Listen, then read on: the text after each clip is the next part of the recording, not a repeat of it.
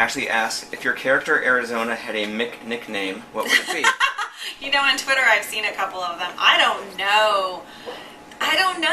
None of the ones that have been thrown out there have resonated for me yet. I think I've seen like McDimples. Some observant fans have noticed that Arizona and Amelia Shepard from Private Practice should have been at Hopkins at the same time. Do you think that they had a thing? Ooh, who knows? I wonder if they know that. That's so funny.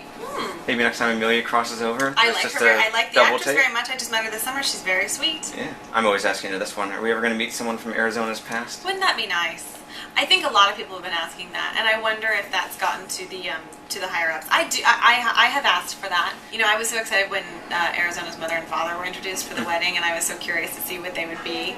But it was, you know, the wedding episode, so there, you know, nobody really got screen time. I think there's a ton of great ideas for who could have come from her past. I mean, romantic and not. How do you think being married to Callie has changed Arizona? Well, I think the biggest one would probably be not just the marriage, but the baby. Going from being someone who did not want children at all to someone who all of a sudden has a child and a wife. So I think that is probably incredibly grounding and probably makes her a very busy person. As carefree and fun and sweet and tough and all those things that Arizona is, I think that I always imagined in her personal life she was really selfish. You know, I always saw her as like the person who slept in really late and went shopping and had fun on the weekends, and, you know, being married and having a baby right away. I mean, my husband and I waited a while before kids so that we could have fun. So, you know, now she's a mom too. So I think there's a lot of responsibility. Does Jessica Capshaw like horror films? No, I'm kind of a wuss. I'm a wuss. I get scared, and then I totally believe it's real, and then I'm like scared in my own house. It's silly. I saw The Exorcist, and I couldn't sleep for a year. How would you feel if either of your children decide to go into acting? I mean, I think that I'm very lucky to be enjoying the fact that they are toddlers right now, and I don't have to worry about that. But I think that I would encourage them to do what they love. And, you know, I'm so lucky. I mean, I got to do what I love, so I could never tell someone I would never tell someone that I love that they couldn't follow their dreams or their passion. Absolutely not. So yeah, I guess I would support that. So no school plays just yet? No school plays just yet. Have you ever been to Morocco, and can you speak French? I have never been to Morocco, and I used to take French, and I used to speak French, and then, much like my Italian, it has all gone out of my head.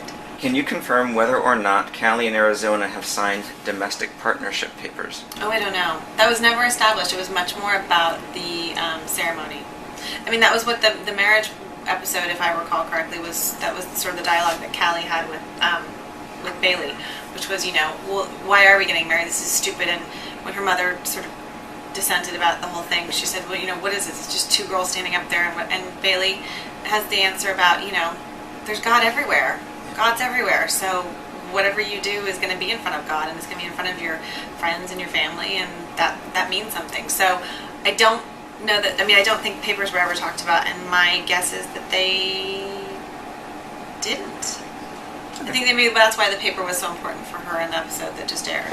Do you have any special tricks to crying on camera? Gosh, you know, people ask that all the time. It's so funny. I used to be so terrified of it because I would like that speech in a chorus line where you'd get on the stage and you'd feel nothing. That used to be me. I used to go into scenes and it would be meant to be like crying and nothing would come. I would feel nothing. I'd be like, blow some menthol in my eye. But now I have to say, I don't know if it's having kids, having different life experience to draw upon, or mainly that when there are words or ideas being expressed that are what they're meant to be, they move you. Mm-hmm. So last year, towards the end, when basically every episode I was crying, that was all real. That was all, you know, thinking about the circumstance and being in the character. Not to sound cheesy, but, you know, being in the character's shoes and looking at what was happening and responding to it. And sometimes tears would come when they weren't scripted, and sometimes tears would not come when they were scripted. And you kind of have to feel around for that stuff. And the writers are really great, you know. I mean, I think that when it's necessary, it's necessary. But, you know, sometimes we can feel things, and we say them in a way where tears don't come, and it's just as powerful as if they had. And again, sometimes you don't expect them, and they come, and it's like, oh wow, where did that come from? What do you and Sarah do for fun in between crazy long takes? Sana's always really good at bringing her laptop or her iPad, and so she loves music, and she's always looking up interesting things here and there. So she will do that. I'm a little bit more of a restless spirit. I'll go visit Christmas craft services. I'll go make myself a cappuccino. I'll go call home and see how the kids are. And then lastly, because of Grey's Anatomy, you've become this icon in the lesbian community, and you've even helped some fans with their coming out. Yeah. How does that feel for you? It feels very profound. It's not lost on me at all that I am lucky enough to play a character, and the writers are smart enough and in tune enough to write a character that resonates with people and that helps people. I mean, I think that's the profound part. And the profound part is that, we are, at the end of the day, making a television show, and it is entertainment, and so it's meant to be fun, and it's not real. But when there is a character that people can invest in, as though it were life, and let it really be a mirror that's held up to life, and they can glean an understanding about themselves or about the world or the community, then it's beautiful. It's as good as it gets. I get letters and I get stories from friends, and a friend of mine's a school teacher, and there's kids in his school that just that are so impacted by these stories, and I just think that it's wonderful. I think it's really wonderful. I'm very proud to be a part of something that does so much.